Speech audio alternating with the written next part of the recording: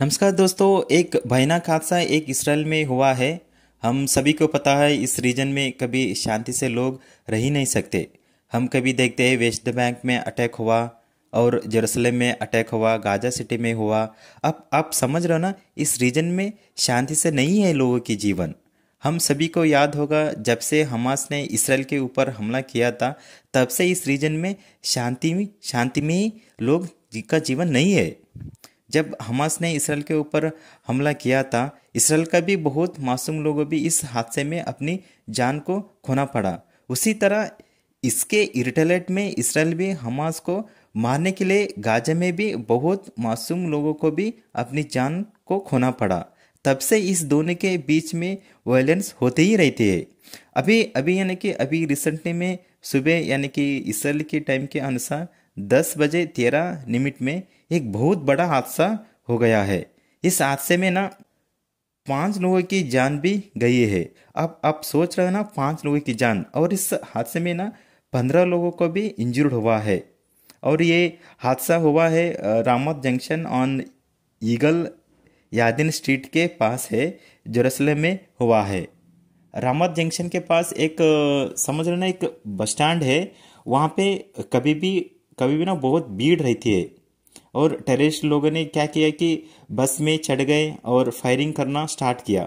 हाँ, अब सोच लो, एक बस में चढ़कर फायरिंग करना और मासूमों को, लोगों को ऊपर फायरिंग करना, लोगों के ऊपर क्या बीत रही होगी। आप समझ रहे हो ना, वहाँ के लोगों का जीवन कैसा होगा। आप कहाँ पर भी बैठे हो या कहाँ पर भी आप चले जा रहे हो, एकदम क्या रहता है कि डर का माहौल, हाँ, उनके जीवन में हर मतलब कभी भी रहता ही रहता है। और ऊपर से भी हमला हो सकता है।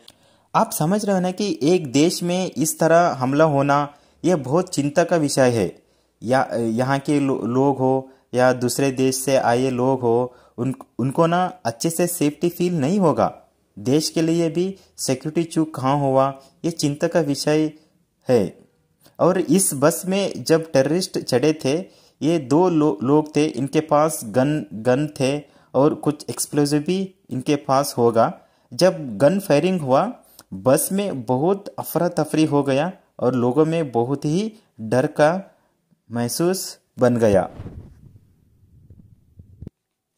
और ना इस हादसे में 5 लोगों की जान गई है।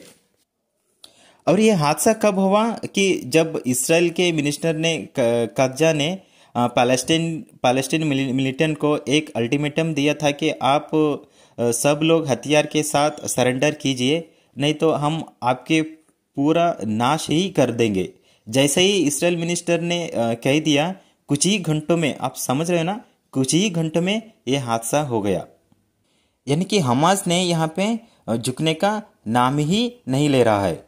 ना इसराइल युद्ध को रोक रहा है, ना हमास सरेंडर कर रहा है। लेकिन आप सोच रहे हैं ना, कि क्या बीत रही होगी दोनों के तरफ से मासूम लोगों में। जैसे ही ये हादसा हुआ और फिर से इसराइल के डिफेंस मिनिस्टर ने कह दिया कि अब हम गाजा के ऊपर बड़ी स्ट्राइक करेंगे। आप सोच रहे हैं ना, पहले से ही अभी इसराइल में मासूमों का जान गया है। जब इसराइल फिर से गाजा में अटैक करना शुरू किया और गाजा में भी मासूमों का भी जान जाएगी। आप सोच रहे हो एक दूसरे पर वार करेंगे, सोचे कितना मासूमों की जान चलेगी।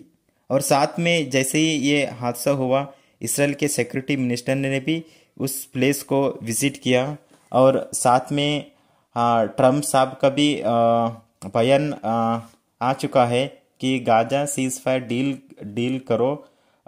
ये हमारी तरफ से फाइनल वार्निंग है, ये ट्रम्प भी कह दिया है। लेकिन फिर भी एक देश के लिए ऐसा हादसा होना ये बहुत चिंता का विषय है। और साथ में इनका सिक्योरिटी में कहाँ पे चूक हुआ, कहाँ गलती हुआ, और ऐसा फिर से हादसा नहीं होने के लिए इनको क्या कदम उठाना होगा, और ऐसे सिचुएशन को कैसा हैंडल करोगे। आप समझ रहे हो ना कि एक ऐसा हादसे में देश में शांति भी नहीं रहती है और लोगों का गुस्सा भी होता है। और इसके बारे में और कुछ नया अपडेट मिला तो हम ज़रूर आपको बताएंगे। और साथ में चैनल को सब्सक्राइब कीजिए। सबको धन्यवाद।